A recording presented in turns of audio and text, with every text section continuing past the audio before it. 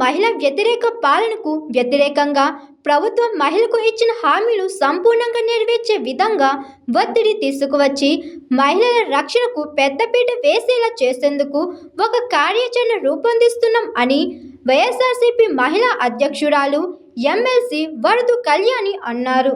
మహిళా వ్యతిరేక పాలనకు వ్యతిరేకంగా మహిళలందరినీ కలుపుకొని ఏ విధంగా ప్రభుత్వం మీద ఒత్తిడి తీసుకొచ్చి మహిళల రక్షణ కోసం ప్రభుత్వం పెద్దపీట వేసేట్టుగా చేయడం కోసం, అలాగే ఇచ్చిన హామీలన్నీ కూడా అమలు చేసేట్టుగా చేయడం కోసం ఒక కార్యాచరణ రూపొందించుకుంటూ ఈరోజు జోన్ 5కి చెందిన ఈ కడప జిల్లాకి రావడం జరిగింది. తీసుకుంటే గతంలో జగన్మోహన్ రెడ్డి గారు 5 సంవత్సరాలు ముఖ్యమంత్రిగా ఉండే కాలంలో మహిళా రక్షణ కోసం, మహిళా సాధికారత కోసం పెద్దపీట వేసిన పరిస్థితి మనందరము చూసాం. ఒక మహిళా పక్షపాత ముఖ్యమంత్రిగా జగనన్న 5 ఏళ్లు పరిపాలించారు. ఇచ్చిన ప్రతి పథకంలో కూడా మహిళలే ఎక్కువగా లబ్ధిదారులుగా ఉండేట్టుగా మనం చూసాం. ఒక ఇల్లు ఇస్తే అది మహిళలకు ఇచ్చేవారు, ఒక పథకం ఇస్తే అది మహిళల పేరుతో ఇచ్చేవారు. అలాగే ఒక పదవుల్లో కూడా మెజారిటీ పదవులు మహిళలకే ఇచ్చిన పరిస్థితి మనం చూసాం. ఈ రోజు తీసుకుంటే కూటమి ప్రభుత్వం మహిళల్ని ఎన్నికల టైంలో జగనన్న కంటే ఎక్కువ మేలు చేస్తానని మభ్యపెట్టి ఓట్లు వేయించుకొని 164 సీట్లతో అధికారంలోకి వచ్చి నెట్ట నిలువుగా ఈరోజు మోసం చేయడం జరిగింది. 15 నెలలైనా ఏ ఒక్క పథకం కూడా సరిగ్గా అమలు చేయని పరిస్థితి మనం చూస్తూ ఉన్నాం. సూపర్ 6లు సూపర్ హిట్ అని చెప్తూ ఉన్నారు. వాళ్ళకి నేను ఒకటే ప్రశ్నిస్తూ ఉన్నాను, మరి మహాశక్తి అనే పథకం పెట్టారు. ఆడబిడ్డ నిధి కింద ప్రతి నెల 1500 రూపాయలు 19 సంవత్సరాల నుంచి 59 సంవత్సరాల మధ్య ఉన్న మహిళలకు ఇస్తామని చెప్పి, మరి 15 నెలలు అయింది కదా, ఏ ఒక్క మహిళకైనా మీరు ఆడబిడ్డ నిధి ఇచ్చారా అని నేను అడుగుతున్నాను. మరి సూపర్ 6 ఎలా సూపర్ హిట్ అవుతుంది అని నేను అడుగుతూ ఉన్నాను. అలాగే ఫ్రీ బస్సులో 11 రకాల బస్సులకు అవకాశం ఇవ్వకుండా కేవలం 5 రకాల బస్సుల్లో ఎక్కే అవకాశం ఇచ్చిన మీరు ఫ్రీ బస్ పథకం ఎలా సూపర్ హిట్ అవుతుంది అని నేను అడుగుతూ ఉన్నాను. ఈరోజు మొదటి సంతకానికే దిక్కులేని పరిస్థితి ఉంది. ఎందుకంటే ఒక్క నిరుద్యోగికైనా మీరు నిరుద్యోగ భృతి ఇచ్చారా? ఒక్క ఉద్యోగమేనా ఒక నిరుద్యోగికి ఇచ్చారా అని నేను అడుగుతున్నాను. మరి సూపర్ 6 ఎలా సూపర్ హిట్ అవుతుంది అని నేను అడుగుతూ ఉన్నాను. అలాగే రైతులకి అన్నదాత సుఖీభవ అని పేరు పెట్టారు.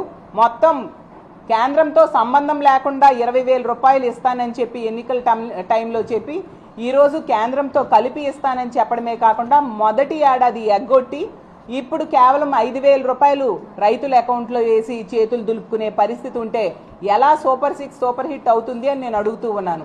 అలాగే ఒక్క మహిళకైనా మీరు రేషన్ కార్డులు ఇచ్చారా అని నేను అడుగుతూ ఉన్నాను. ఉన్న పెన్షన్స్ ఈరోజు తీసేయడంతో ఎంతమంది రోడ్డెక్కి నిరసన తెలియజేస్తున్నారో మనం చూస్తూ ఉన్నాం. వికలాంగులకి అయితే చాలా దారుణంగా వాళ్ళ పెన్షన్స్ కోత కోయడానికి వీళ్ళు పూనుకోవడంతో ఎంత ఘోరంగా వాళ్ళు బాధలు పడుతూ ఉన్నారు ఈ రాష్ట్ర ప్రజలందరూ కూడా చూస్తూ ఉండే పరిస్థితి మనం చూసాం. అలాగే 3 గ్యాస్ సిలిండర్స్ ఉచిత గ్యాస్ సిలిండర్స్ అని చెప్పారు.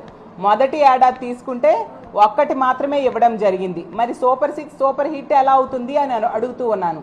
అలాగే తల్లికి వందనం, గతంలో జగన్మోహన్ రెడ్డి గారు అమ్మఒడి అనే పథకాన్ని ప్రవేశపెట్టి టెన్షన్గా పిల్లల కోసం తల్లి అకౌంట్లో డబ్బులు వేసి వాళ్ళ చదువుకి డ్రాప్ అవుట్స్ కాకుండా ఉండడం కోసం ఆ పథకాన్ని తీసుకొస్తే దానికి కాపీ కొట్టి ప్రవేశపెట్టిన మీరు ఒక ఆన్ గోయింగ్ స్కీమ్ అయిన దాన్ని మొదటి ఏడాది ఎగ్గొట్టిన పరిస్థితి రాష్ట్ర ప్రజలందరూ చూశారు. మరి సూపర్ 6 అనేది సూపర్ హిట్ ఎలా అవుతుంది చంద్రబాబు నాయుడు గారు అని నేను అడుగుతూ ఉన్నాను. చంద్రబాబు నాయుడు గారు అంటారు ఏ ఒక్క మహిళ మీదైనా ఎవరైనా చేయి వేస్తే అదే వాళ్ళకి చివరి రోజు అంటున్నారు. కానీ తెలుగుదేశం పార్టీ నాయకులు, తెలుగుదేశం పార్టీ కార్యకర్తలు, తెలుగుదేశం పార్టీ ఎమ్మెల్యేలే మహిళల్ని వేధిస్తూ ఉండే పరిస్థితి ఈ రాష్ట్రంలో నెలకొనడం మనందరము చూస్తూ ఉన్నాం. మరి చంద్రబాబు నాయుడు గారు ఏ ఒక్క మనిషికి కూడా చివరి రోజు చేయలేదు. మరింతగా మహిళల మీద అఘాయిత్యాలు పెరిగేట్టుగా మద్యం పాలసీని తీసుకొచ్చిన పరిస్థితి మనం చూసాం. బాహుబలి లాంటి సినిమా చూపిస్తాము అని చెప్పి ఇప్పుడు నరబలి లాంటి పాలన చూపిస్తూ ఉండే పరిస్థితి ఈ రాష్ట్రంలో నెలకొనుంది. ఇంకోవైపు తీసుకుంటే ఈ ప్రభుత్వానికి జాకీలు పెట్టే లేపే ఎల్లో మీడియా ఒకవైపు, ఎల్లో పార్టీలు ఒకవైపు ఉండి ఇది మంచి ప్రభుత్వం అని చెప్తారు.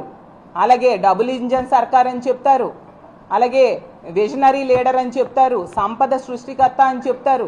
ఎక్కడ సంపద సృష్టిస్తున్నారు చంద్రబాబు నాయుడు గారు? అప్పులు సృష్టిస్తూ ఉండే పరిస్థితి.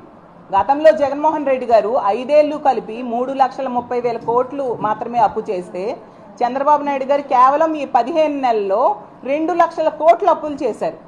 అంటే ఒక ఏడాదిలోనే సగం కంటే, గతంలో జగనన్న చేసిన అప్పుల్లో సగం కంటే ఎక్కువ అప్పులు చేశారంటే ఎంత దారుణమైన పరిస్థితులు ఈ రాష్ట్రంలో నెలకొని ఉన్నాయో అర్థం చేసుకోవచ్చు.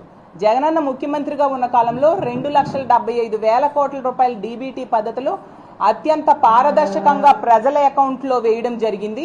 ఈరోజు చూస్తే వీళ్ళు హామీలు ఇచ్చిన పథకాలు అమలు చేయట్లేదు ఒకవైపు, ఇంకోవైపు అప్పులు విపరీతంగా చేస్తూ ఉండే పరిస్థితి. Hi, this is Swathi. Like చేయండి, షేర్ చేయండి, కమెంట్ చేయండి అండ్ సబ్స్క్రైబ్ చేయండి GRTV. Hi, this is Monica. Please like, share and subscribe GRTV.